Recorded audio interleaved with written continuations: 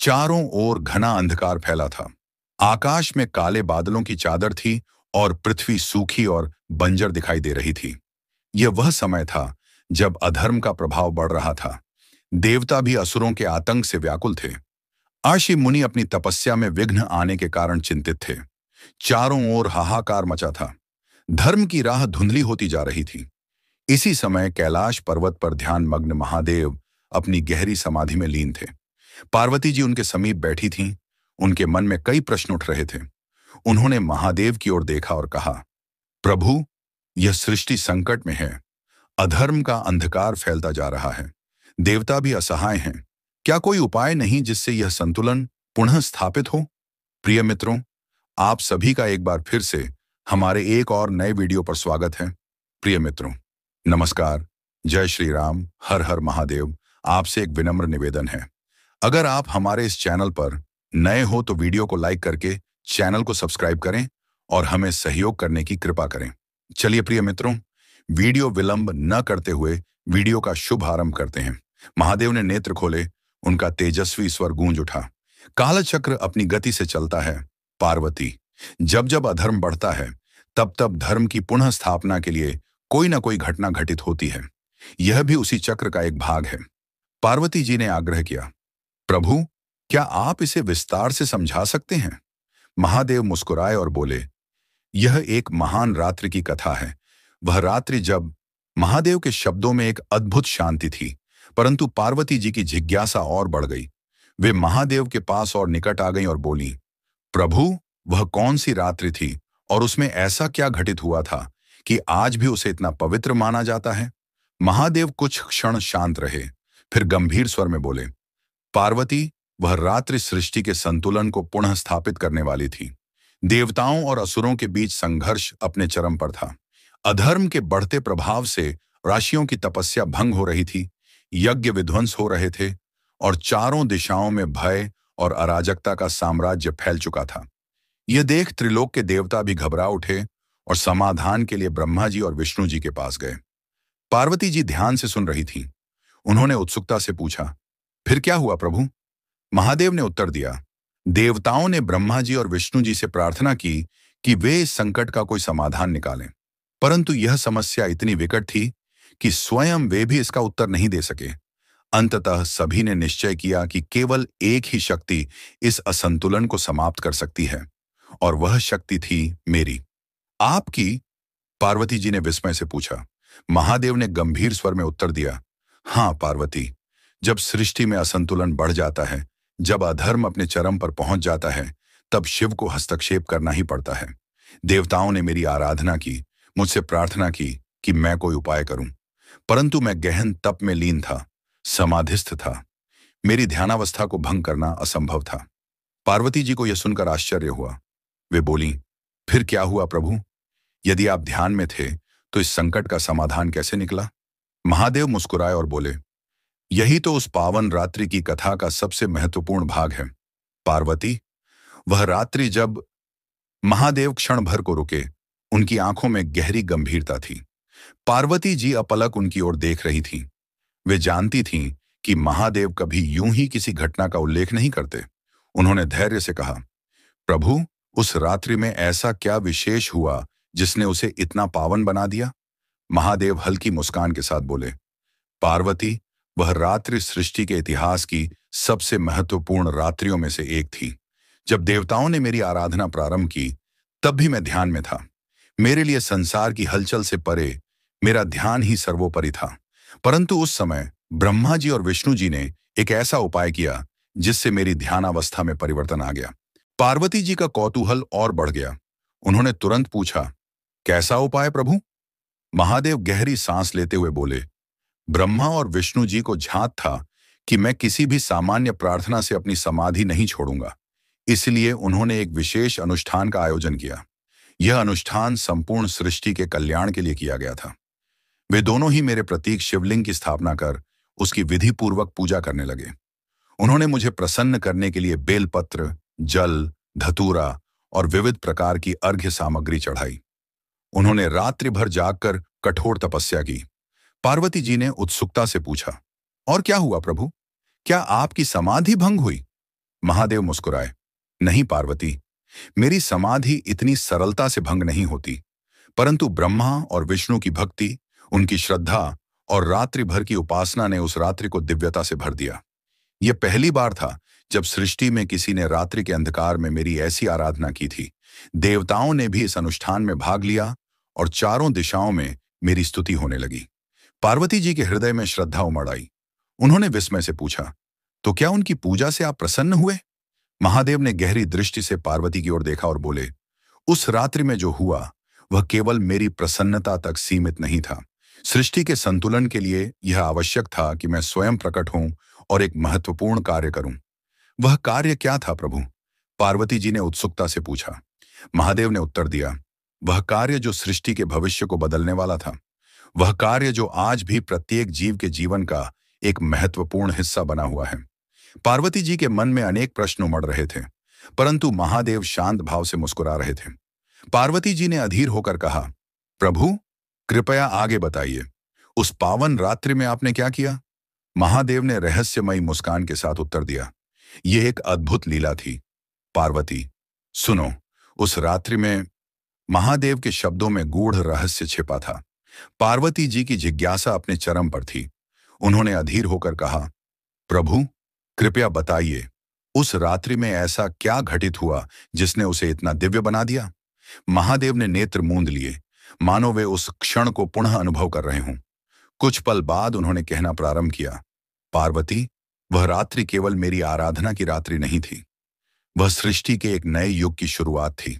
जैसे जैसे ब्रह्मा और विष्णु मेरी आराधना में लीन होते गए, सृष्टि में एक दिव्य ऊर्जा का संचार होने लगा।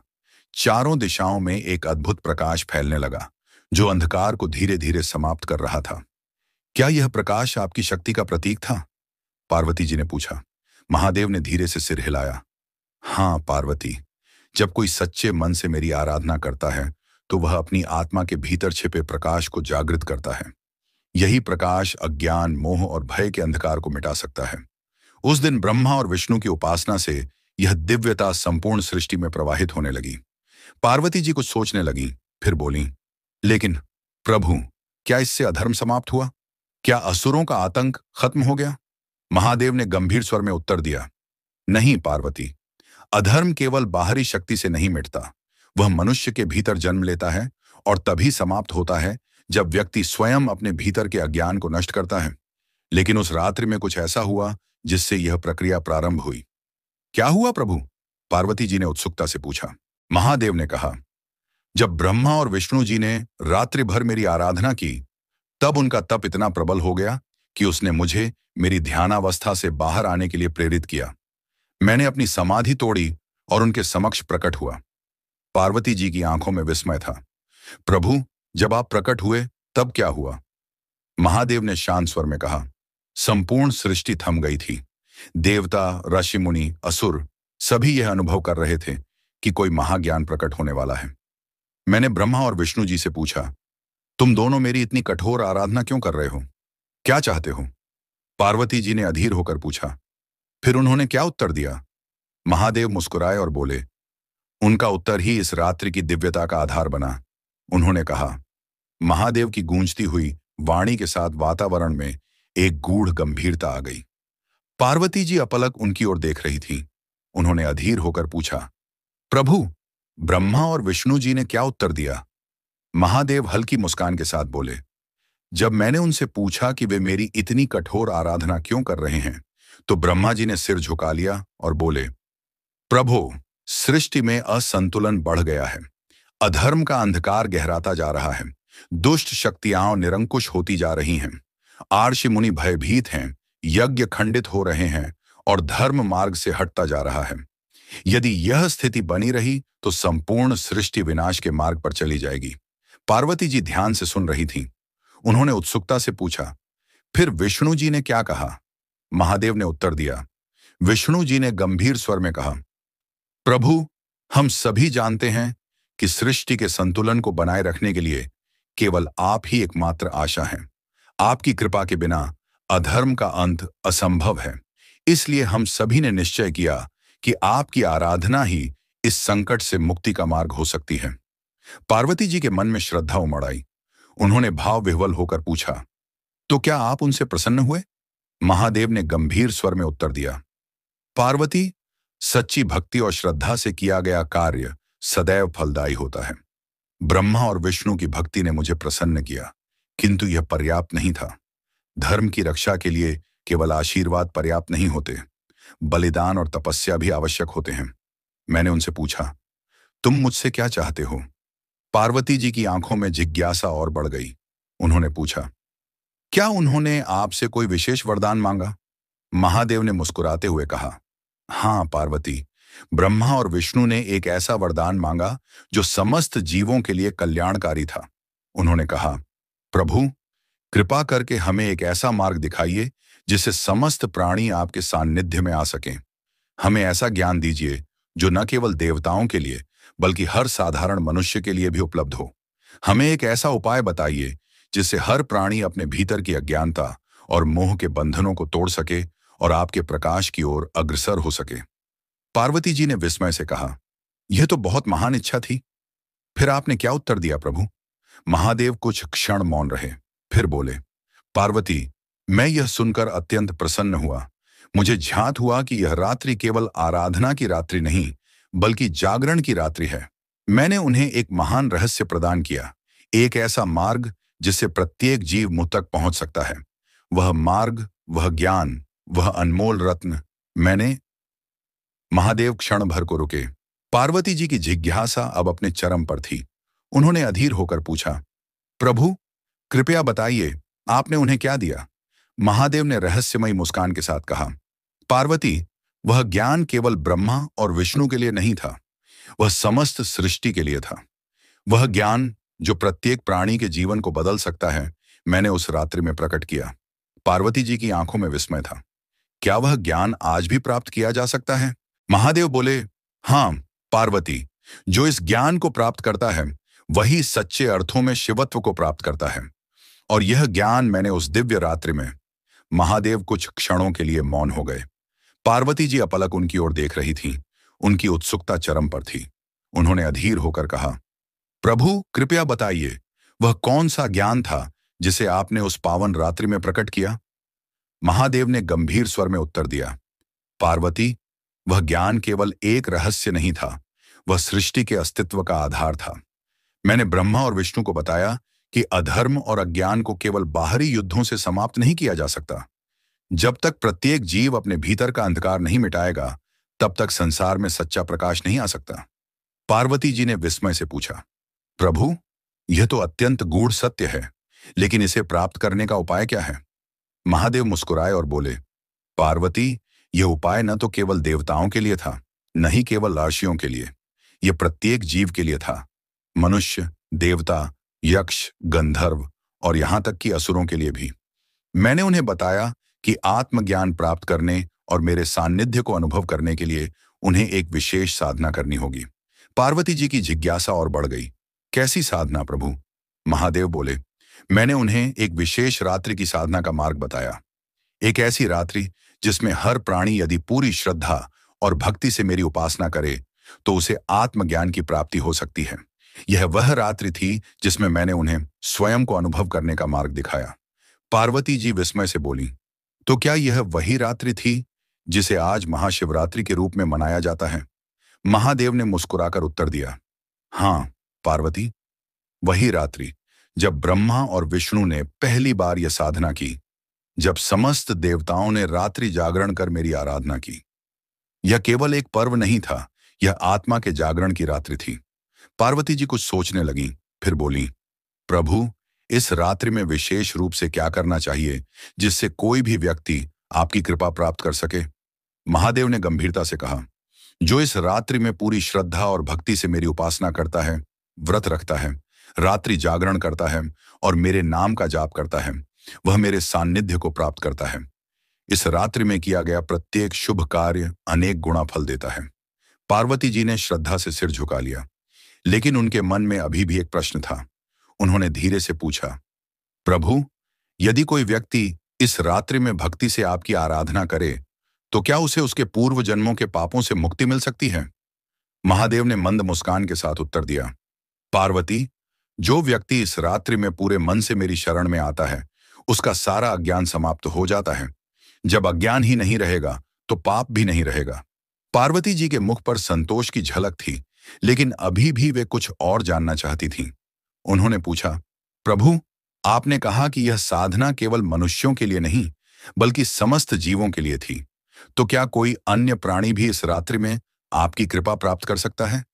महादेव रहस्यमयी मुस्कान के साथ बोले, पार्वती, इस रात्रि में केवल देवता और मनुष्य ही नहीं, बल्कि असुर, पशु, पक्षी और यहां तक कि निर्जीव प्रतीत होने वाली वस्तुएं भी मेरी कृपा का अनुभव कर सकती हैं। पार्वती जी चकित रह गईं। कैसे प्रभु? उन्होंने पूछा। महादेव ने धीरे से उत्तर दिया, वह एक अलग कथा है पार्वती। सुनो। उस रात्रि में एक असुर ने। महादेव कुछ क्षणों के लिए मौन हो गए। पार्वती जी अपलक उनकी ओर देख रही थीं। उनका हृदय इस रहस्य को जानने के लिए उत्सुक था।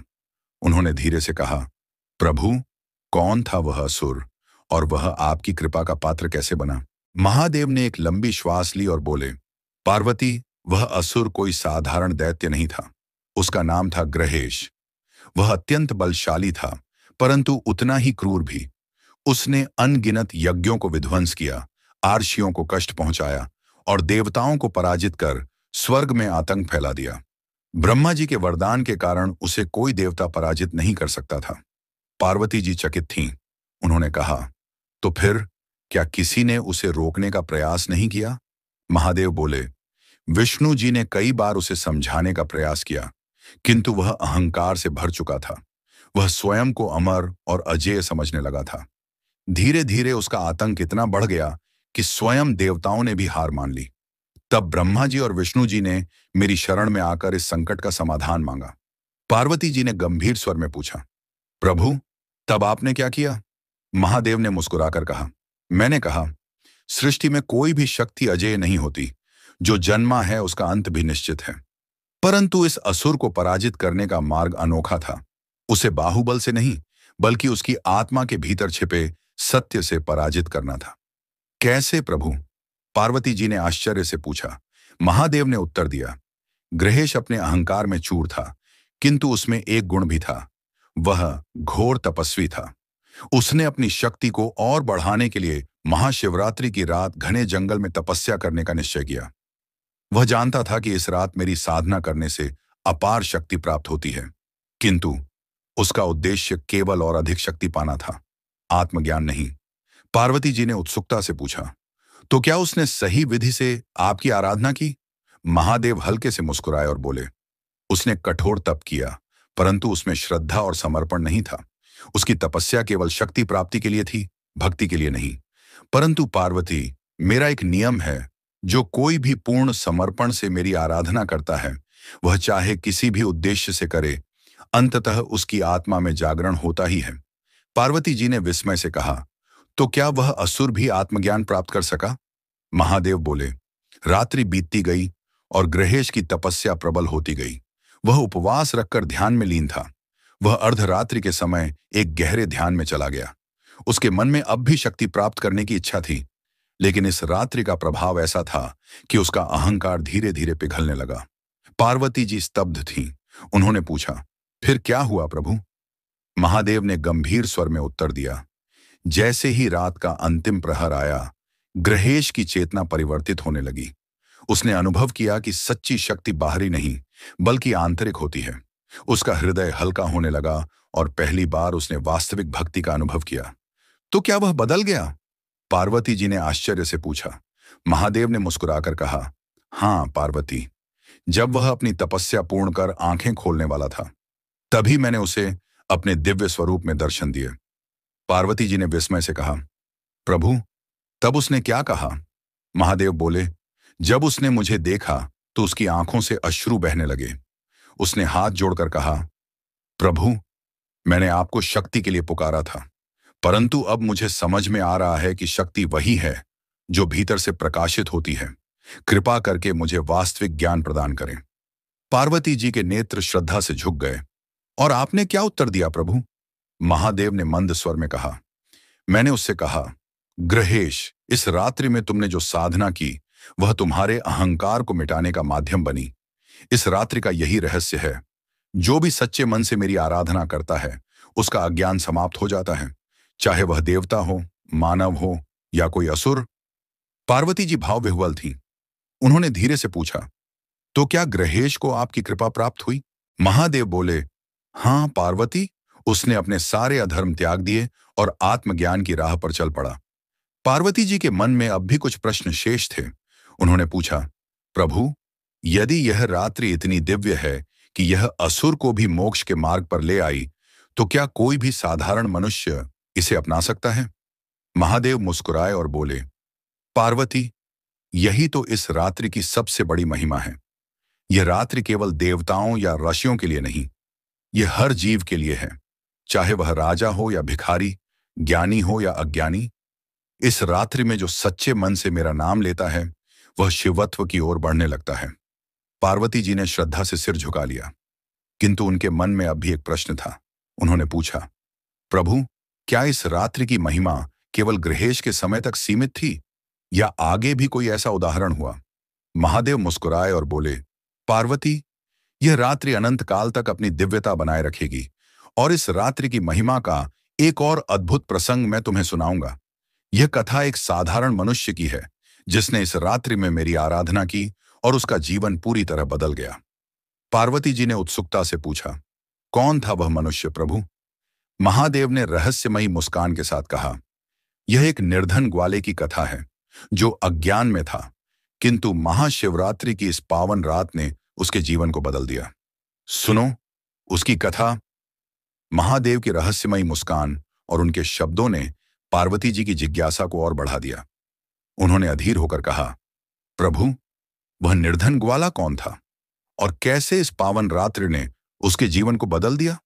महादेव ने शांत स्वर में कहा, पार्वती, यह कथा एक ऐसे साधारण मनुष्य की है जिसे संसार तुच्छ समझता था, परंतु इस रात्रि में उसकी भक्ति ने उसे अमर कर दिया। यह कथा है मधु नामक ग्वाले की, जो अपने जीवन से निराश था, किंतु महाशिवरात्रि की रात उसकी तकदीर बदल गई। कैसे प्रभु? पार्वती जी ने उत्सुकता से पूछा। महादेव ने कथा का आरंभ किया। प्राचीन काल की बात है। एक छोटे से गांव में मधु नाम का एक निर्धन ग्वाला रहता था। वह दिन भर जंगलों में अपनी गाय भैंसों को चराता और किसी तरह अपना जीवनयापन करता था, परंतु उसका हृदय निराशा और दुख से भरा था। उसका दुर्भाग्य यह था कि जितनी मेहनत वह करता, उतनी ही परेशानियां उसके जीवन में बढ़ती जाती। कभी उसकी गायें बीमार पड़ जाती, कभी दूध कम हो जाता, तो कभी उसके ऊपर आरण बढ़ जाता। गांव के लोग उसे आलसी और अशुभ मानते थे। एक दिन जब उसकी आर्थिक स्थिति अत्यंत दयनीय हो गई, तो वह निराश होकर जंगल में चला गया। वहां बैठकर वह अपने भाग्य को कोसने लगा। हे प्रभु, यदि आप हैं तो मुझे इतना दुख क्यों दे रहे हैं? क्या मेरा जीवन यूं ही तिरस्कार और अभाव में बीतेगा?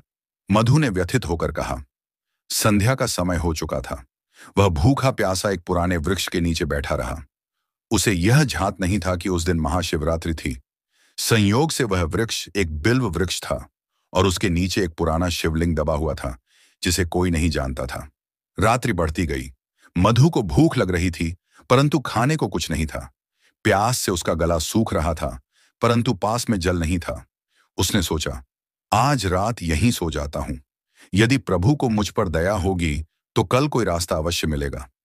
वह थककर उसी वृक्ष से टिककर बैठ गया। ठंडी हवा चल रही थी और अंधकार धीरे धीरे घना होता जा रहा था।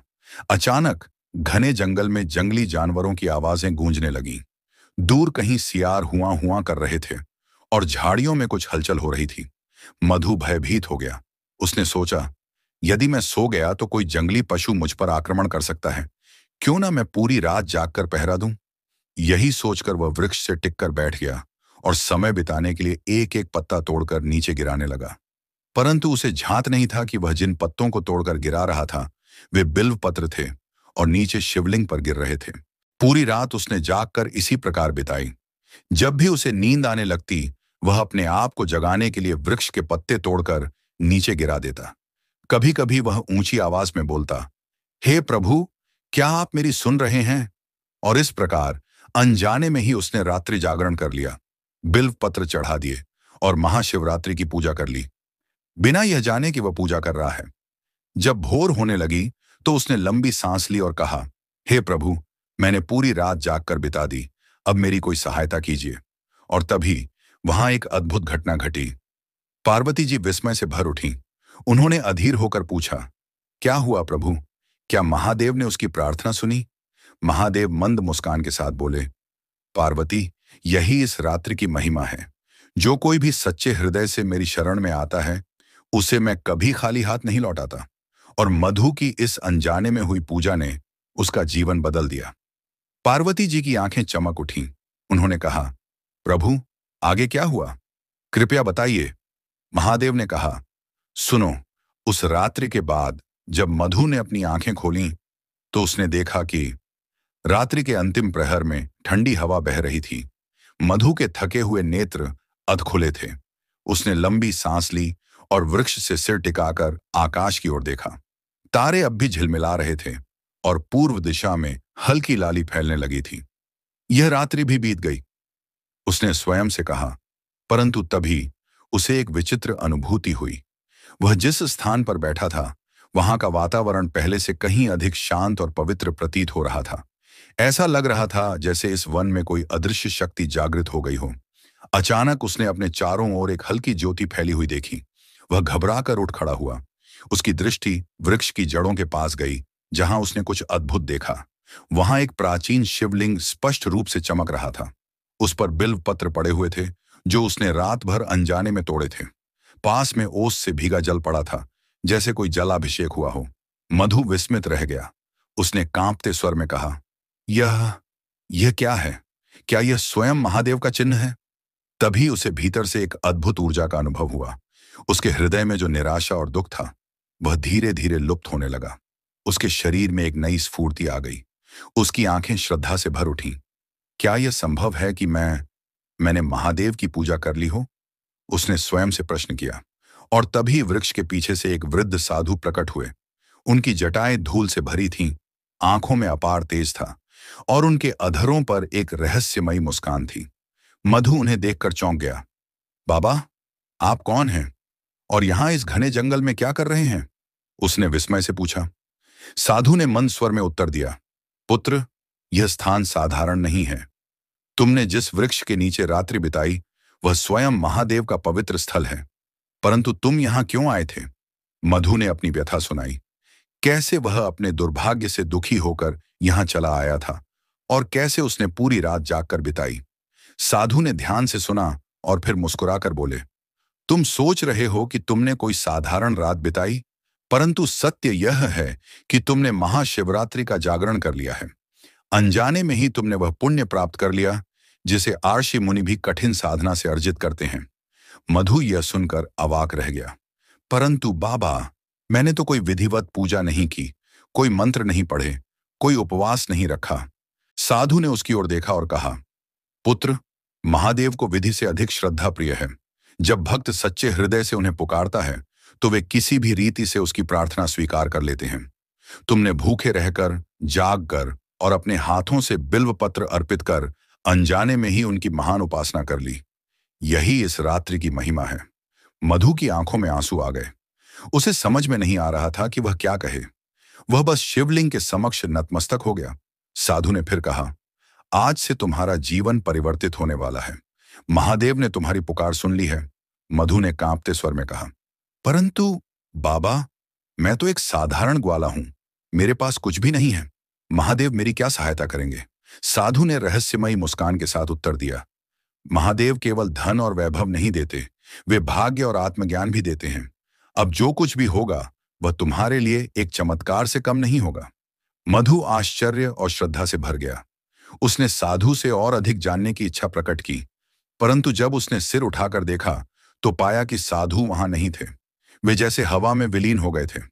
मधु स्तब्ध रह गया। क्या वे स्वयं महादेव थे? उसने स्वयं से पूछा, परंतु उसे कोई उत्तर नहीं मिला। केवल वह शिवलिंग उसके समक्ष था, जैसे इस पूरी घटना का साक्षी हो। उसी समय जंगल में एक हलचल हुई। मधु ने मुड़कर देखा तो उसे कुछ दूर पर कुछ लोग आते हुए दिखाई दिए। उनके वस्त्र फटे थे, वे भूखे और थके हुए प्रतीत हो रहे थे। वे सीधे उसके पास आए और एक व्यक्ति ने कांपते स्वर में कहा, भाई, क्या तुम हमें थोड़ी सहायता दे सकते हो? हम कई दिनों से भूखे हैं और हमें कोई सहारा नहीं मिला। मधु ने चकित होकर कहा, मैं स्वयं निर्धन हूं, मैं तुम्हारी क्या सहायता कर सकता हूं? परंतु तभी उसने महसूस किया कि उसके भीतर एक नई ऊर्जा थी। उसे लगा कि वह इन लोगों की सहायता किए बिना नहीं रह सकता। शायद यही मेरी पहली परीक्षा है, उसने मन ही मन सोचा। उसने शिवलिंग की ओर देखा और मन ही मन प्रार्थना की, हे महादेव, यदि आप सच में मेरे साथ हैं तो कृपया मेरा मार्गदर्शन करें। और तभी वहां एक और चमत्कार हुआ। मधु का हृदय दया से भर उठा। भूखे और थके हुए लोगों को देखकर उसने सोचा, मैं स्वयं निर्धन हूं, लेकिन क्या मेरी सहायता के बिना ये लोग जीवित रह पाएंगे? उसने अपनी झोली टटोली, पर उसमें कुछ नहीं था। फिर उसने मन ही मन महादेव को स्मरण किया और कहा, प्रभु, यदि आपने मेरी पुकार सुनी है तो कृपया मुझे इनकी सहायता करने का कोई मार्ग दिखाइए। जैसे ही यह विचार उसके मन में आया, जंगल की शीतल हवा में एक मधुर सुगंध फैल गई। पास की झाड़ियों में कुछ हलचल हुई और वहां से एक हिरनी निकली। वह शांत भाव से चल रही थी और जैसे मधु को कुछ संकेत दे रही थी। उसने ध्यान से देखा। हिरनी जिस ओर जा रही थी, वहां झाड़ियों के बीच एक छोटा जलाशय था, जिसके किनारे कुछ फल गिरे हुए थे। मधु चकित रह गया। उसने स्वयं से कहा, क्या यह महादेव की कृपा है? क्या यह मेरे लिए संकेत है कि इन भूखों को भोजन और जल उपलब्ध कराऊं? बिना समय गंवाए वह जलाशय की ओर बढ़ा। वहां मीठे बेर, आम और कुछ अन्य जंगली फल बिखरे हुए थे। उसने जितने फल मिल सकते थे उन्हें इकट्ठा किया और जल लेकर उन भूखे लोगों के पास आया। यह लो, पहले अपना पेट भरो, मधु ने उन लोगों से कहा। भूखे लोगों ने श्रद्धा से फल ग्रहण किए और जल पिया। जैसे ही उन्होंने खाना शुरू किया, उनके थके हुए चेहरे पर चमक लौट आई। एक वृद्ध ने मधु का हाथ पकड़कर कहा, पुत्र, तुमने आज हमें नया जीवन दिया है। हम इस उपकार को कभी नहीं भूलेंगे। मधु की आंखों में आंसू आ गए। उसे पहली बार लगा कि सेवा में भी एक अनोखी शांति और आनंद है। तभी उनमें से एक युवक ने कहा, भाई, हम सब एक व्यापारी के सेवक हैं। हमारा काफिला लूट लिया गया और हम कई दिनों से भूखे प्यासे भटक रहे थे, परंतु अब हमें लग रहा है कि कोई अदृश्य शक्ति हमें बचाने आई है। मधु को याद आया कि साधु ने कहा था, अब तुम्हारे जीवन में चमत्कार होंगे। उसने मन ही मन महादेव का स्मरण किया और सोचा, क्या यह वही चमत्कार है? क्या महादेव मुझे मेरी पहली परीक्षा दे रहे हैं? युवक ने आगे कहा, भाई, यदि तुम चाहो तो हमारे साथ चल सकते हो। व्यापारी से कहकर हम तुम्हारे लिए कुछ इनाम मांग सकते हैं। शायद तुम्हें अच्छा काम मिल जाए। मधु कुछ सोचने लगा। क्या यह महादेव की योजना थी? क्या उसे इस यात्रा पर जाना चाहिए? उसने आकाश की ओर देखा। सूर्य की पहली किरणें जंगल में उतर रही थीं और ऐसा प्रतीत हो रहा था जैसे महादेव स्वयं उसे संकेत दे रहे हों कि उसकी यात्रा अभी समाप्त नहीं हुई, बल्कि यह तो बस एक शुरुआत थी। मधु कुछ देर तक मौन खड़ा रहा। उसके मन में विचारों का ज्वार उठने लगा। क्या यह महादेव की इच्छा है कि मैं इन लोगों के साथ जाऊं, या मुझे यहीं रहकर उनकी पूजा करनी चाहिए? भूखे लोगों की आंखों में आशा की ज्योति थी। वे उसे अपना रक्षक मान चुके थे। मधु ने गहरी सांस ली और कहा, ठीक है, मैं तुम्हारे साथ चलूंगा, लेकिन व्यापारी से कोई इनाम मांगने की आवश्यकता नहीं है। यदि मुझे कुछ काम मिल जाए तो वही मेरे लिए पर्याप्त होगा। सबने संतोष की सांस ली और मधु के साथ चल पड़े। घना जंगल समाप्त हो चुका था। सामने एक पथरीला रास्ता था जो एक दूरस्थ गांव की ओर जाता था। चलते चलते मधु ने महसूस किया कि उसका शरीर पहले से कहीं अधिक हल्का और ऊर्जावान लग रहा था। अचानक आगे चल रहे वृद्ध ने मधु को रोकते हुए कहा, बेटा, देखो, वह क्या है? मधु ने सामने देखा। रास्ते के किनारे एक बड़ा पत्थर रखा हुआ था, जिस पर एक चिन्ह बना हुआ था। वह कोई साधारण चिन्ह नहीं था, वह त्रिशूल का प्रतीक था। महादेव का चिन्ह, मधु ने विस्मय से कहा।